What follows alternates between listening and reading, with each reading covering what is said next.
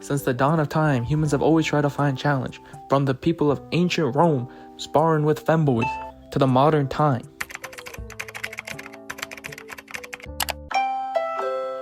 Where people are doing the USC Ice Bucket Challenge in 2025. Truly, history does repeat itself, but there is challenges in every field, and the field that I specifically am talking about is art, where there are challenges like Inktober and Mermaid, where for the first one, you ink drawings for the whole month of October, and the second one, where you just draw mermaids for the whole month of May. Then there's art challenges that you can just do in one sitting or one day, usually like whatever is currently like trending on TikTok, or if TikTok doesn't exist, YouTube Shorts. Then there's also just imitating other people's art styles, you know. But today, I'm specifically doing an art challenge that targets coloring, because that's one of my weaker points, I'd say, as an artist, that I need to level up. So I've decided that I'm gonna do 3 art challenges. This one's gonna be the color palette one, just to add more colors, and then we'll limit them for the next 2 videos. The next one's gonna be 3 colors, and then after that, just a monochrome 1 color art challenge. So let's get in it. So I found a random palette generating website called Cooler. It uses AI to generate a random color palette, and what it spat out at me was this, what I thought was a purple or a lavender. It threw out at me a periwinkle, I think that's what it's called. Then after that, we got this reddish looking one, the Clarlet, I think. Low-key, don't know. Then we got turquoise. We got turquoise. I thought this was just light blue, I won't lie. Then we got Persian blue, and then after that, we got aquamarine, to final out the colors. So coming into the drawing, I wanted to have a set of rules. One of those being that I had to just get the eyedropper tool and just pick the color from the palette, and I can't have any variations in value and such.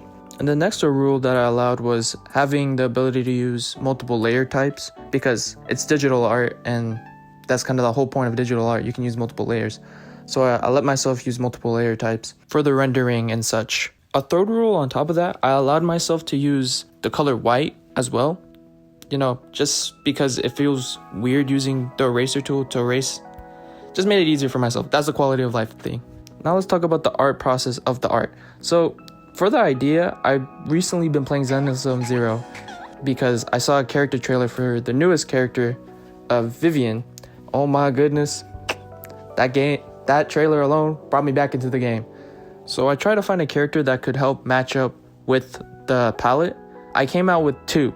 One of them being Vivian because of the first color, because it kind of reminded me of her hair. And the second character being Sukaku, my bad. Sukaku, because her skin is bluish anyways, and she has like a jacket that's a greenish blue, a very turquoise, maybe even aquamarine.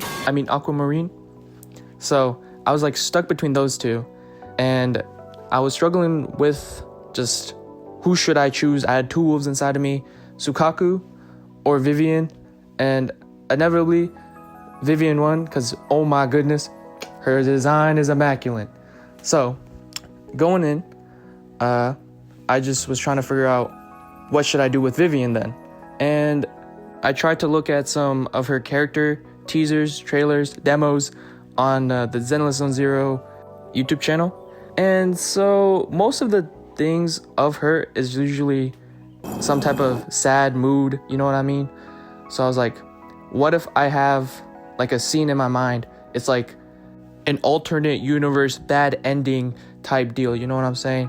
It's like, so she has the ability of future sight, and she prophesizes one of the main 2 characters dying. Like, so it's Wise, which is the male lead, like his sister dies, which is Belle, which is the female lead.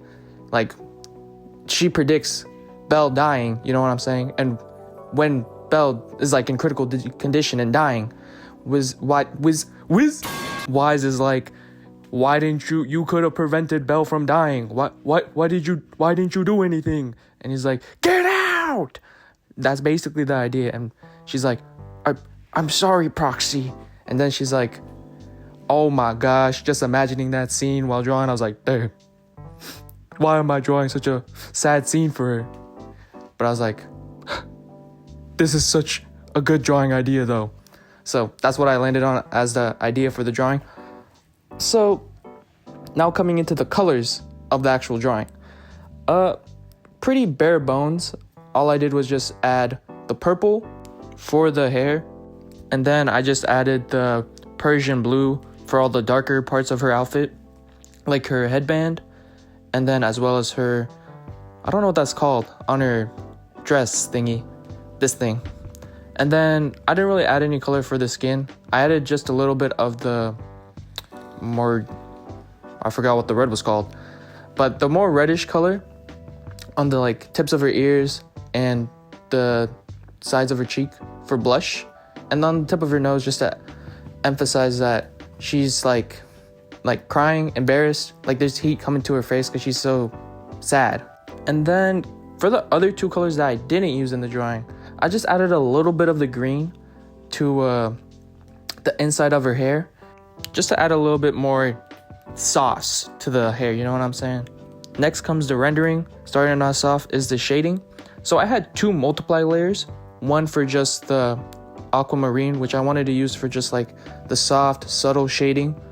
And then using the other multiply layer, I used the turquoise as like harder shading just to put it on top of it, because the two colors together are very close value-wise if you put it in grayscale. So I couldn't just have one color be like just for the hard edges and one for the soft, because you can't tell the difference between the values.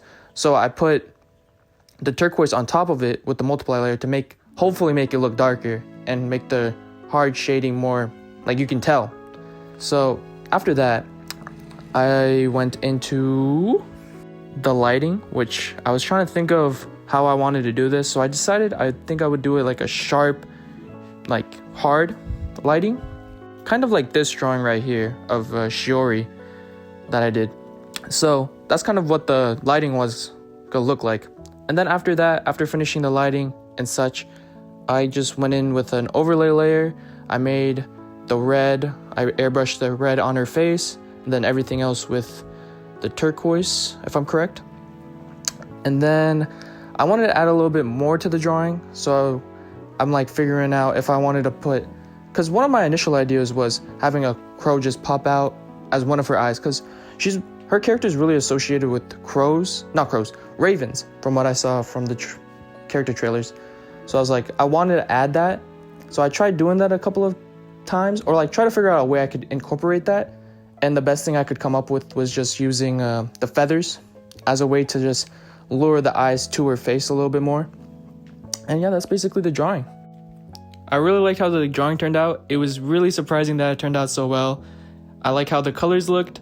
I was surprised because I thought I'd just mess it up. But honestly, just looking at it, I think I turned it into something at least presentable. So hopefully I can do the same thing with the 3-color challenge as well as the monochrome challenge.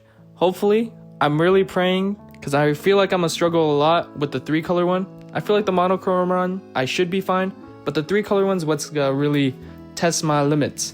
But yeah, that's the end of the video. I hope you liked it. If you did, like the button. If you didn't, don't do that. And yeah, see you guys later. Peace. Hey there, this is the post-credit scene. Just to yap. So while making this video, I pulled Vivian, luckily, but after the first 60 rolls that I did, I didn't get her. I thought I was gonna go into severe depression, but I got it in the next 3, so I'm alive today because of that.